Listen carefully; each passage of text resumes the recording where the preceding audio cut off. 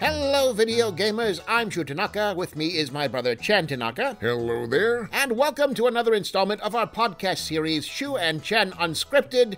Is there a script, brother? Not that any living soul could tell. So we'll be flying by the seat of our pants, tackling the latest issues plaguing the already volatile gaming industry, with rapid-fire commentary that we're giving to you raw, unfiltered, and, if we're being completely honest, not all that well thought out. Which does perhaps beg the question of whether or not this is actually a good idea. Oh, come on, Chan, like we're going to be the one media property in 2019 that doesn't have a podcast.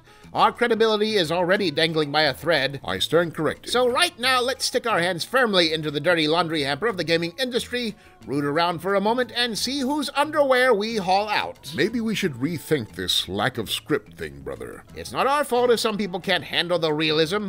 What's our first topic? Our first news item, brother, as we enter the final third of January, is that Rockstar Games, maker of Red Dead Redemption 2, is being sued by the actual Pinkertons. Yes, I saw that. Pinkertons, of course, is a popular Sanrio character, an anthropomorphic pink rabbit who provides hairstyling services to Hello Kitty. I wonder what Rockstar did to get him so rattled. The Pinkertons, brother, are actually a real-world detective agency founded in the 1850s. They first rose to prominence when their founder foiled an 1861 assassination plot against then-President-elect Abraham Lincoln, and later gained notoriety as brutal and vicious Union strikebusters. And they're still around. And suing Rockstar Games for defamation, apparently. Well, I don't imagine much will come of it, but to be honest, I just find it inspiring that people that old are still getting involved with new media in any capacity. You know it's not the original detectives doing this, right? They're not alive anymore. So it's Ghost? It's not Ghost, brother. The Pinkerton Company name is now owned by a Swedish security group. They're the ones suing Rockstar, misuse of trademark sort of thing. Huh. Do they have a case? That's harder to say. Trademark laws are binding, but there are certain loopholes. Like that time the Grand Theft Auto logo accidentally affixed itself over copies of our own crime simulator, City of Misdemeanors, immediately before distribution? Not exactly like that time.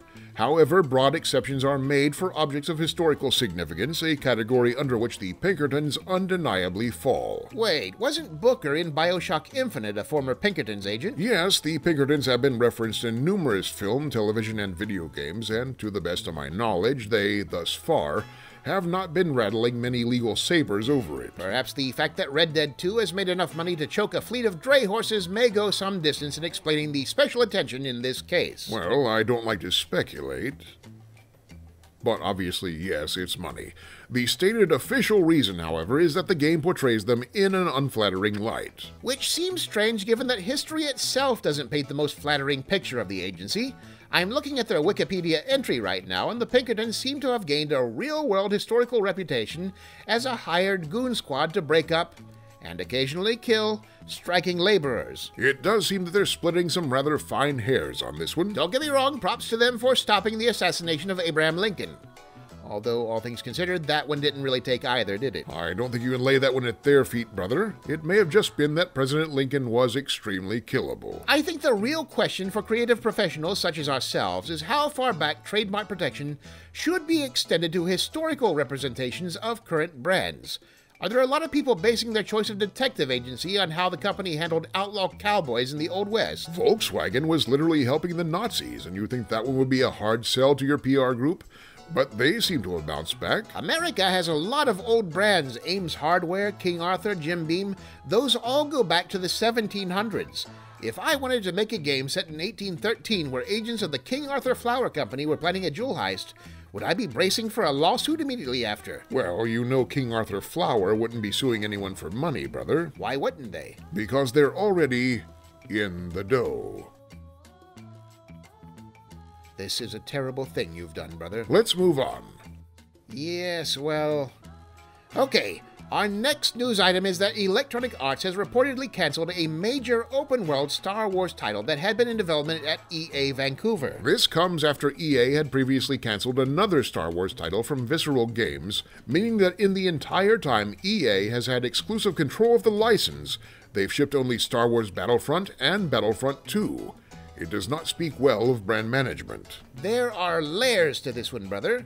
Star Wars is a nuclear money-printing machine, and as a gamer, one's first knee-jerk reaction is immediate blazing contempt for an organization too incompetent to find the on switch. Gamers are proficient at blazing contempt. As a developer, however, we know that working on licensed properties is an agonizingly slow and restrictive process. Boy howdy. To put it in simple terms, just because you have the license doesn't mean you get to do whatever you want with it. If you had the license to make games based on the hit 1980s comedy franchise Police Academy, for instance, there's no way you get through that process without at least one long, intensely awkward, and deeply shameful conversation with Steve Guttenberg's agent. With a property on the level of Star Wars, those sort of conversations become 100 times more frequent and 1,000 times more shameful. Right. If you're making a Star Wars game, you don't get to just sit down and write a story around a new character named Kaznard Plasma Dwarf from downtown Tatooine. You need to get approval on the name, the backstory, and each and every one of the 100,000 little biographical details that you wouldn't give a second thought about on an original property. Is he an X-Wing mechanic? T-65B or C models? Have you ever narrowly escaped a conversation at work with a guy who knows that the Rancor keeper at Jabba the Hutt's palace was named Malakili?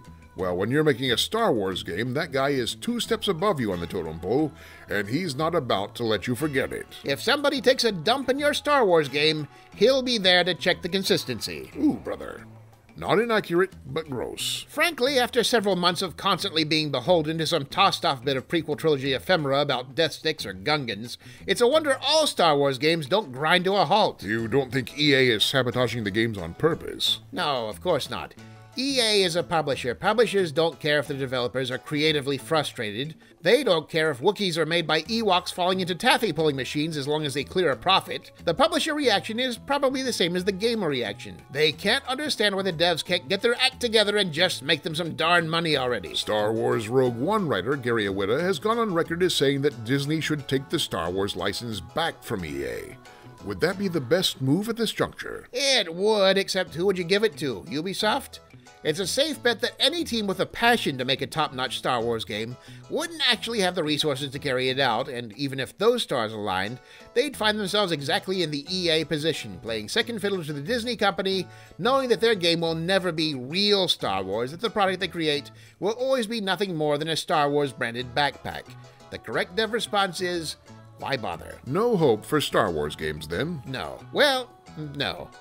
It's just not in the cards. I think the universe blew that shot with LucasArts. That's a phoenix that will not rise from its ashes. Bleak. Well, it's probably best not to hang one's hopes on licensed properties anyway.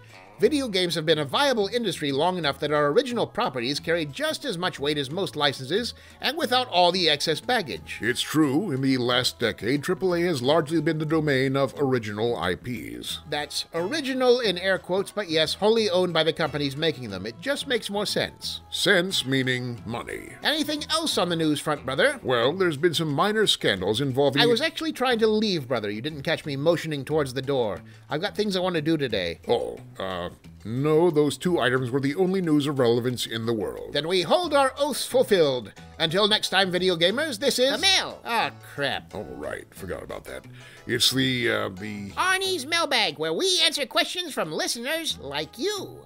Like me? No, like I was gesturing to the nebulous hordes of listeners over the internet. They know who they are. That is a lot to try and fail to convey in a gesture. Well, all right. What have you got for us today, Arnie? Okay, so... the first question we have is from Jinx97. Ah, we're using internet names for these. How nice. No. Who asks, how did Shu lose his hand? Oh, good. Bring that one up. That's a pleasant topic of conversation. And such delicate phrasing. I didn't lose the hand. I didn't walk into the room one day, look down at my stump and go, oh dear, I wonder if I left it on the bus this morning. To answer this one quickly, Shu's hand was chopped off in a sword fight against rival developer Satoshi Yamamoto. This was chronicled in issue 3 of the Shuenchan comic book, which did not sell very well, which is why you've never heard about it. If you look at it a certain way, I actually won that sword fight. No, you really didn't. Next question. This one comes from Drake Condrat. Have you ever considered making a video game based on Bruce Lee, considering there don't seem to be a lot of them? That's an interesting question, and relevant considering the licensed games discussion. To be honest, no. Again, licensed development is always a bit too restrictive. Also, he's dead, so you're looking at a really long back and forth time between asset approvals. With that said, we've had a design document for some time based on the far more interesting phenomena of Bruce Lee impersonators. This was a real thing where, following Bruce Lee's death in 1973, a number of kung fu actors sprang up featuring vaguely Bruce Lee-styled hair and even more vaguely Bruce Lee-styled stage names, including, we are not making any of these up, Bruce Lei, Bruce Lai, Bruce Lang, Bruce Lee, spelled with an L-I, Bronson Lee, Brute Lee, Myron Bruce Lee, and Dragon Lee. On a related note, be sure to look up the 1977 Hong Kong classic, The Dragon Lives Again, in which a completely dead Bruce Lee teams up with Popeye and fights Dracula, James Bond, and Clint Eastwood in hell. Popeye being dead is really the mildest of this film's many, many surprises. Any other questions? One last one from Ballot Boxer. Question about the Tanaka brothers' identical clothing. Is that a school uniform, despite the fact that they must have graduated long ago? Thank you for noticing, Ballot Boxer. These are our work uniforms, the design being based on a mix of traditional Japanese school uniforms and traditional kung fu outfits. They're made of stain-resistant, durable, breathable fabric, and because most white people don't press the issue once they've identified them as being vaguely ethnic, we find we can pretty much wear them to any venue. And that's the last one, so unless anybody feels compelled to give me a tip, which, you know, would not be inappropriate given that I made the effort to deliver the mail and all directly to you. Fine. Well, that looks to be it, video gamers. If you have any questions for Arnie's mailbag about us, the Pinkertons, Star Wars, EA, or anything video game related, you can leave them in the comments below, either on our Patreon or YouTube feeds, and we'll feature some of them in upcoming episodes. Remember that you can support our podcasts, videos, comics, and games directly on our Patreon page. Until next time, video gamers, this is Shu and Chantanaka bidding you safe and profitable gaming.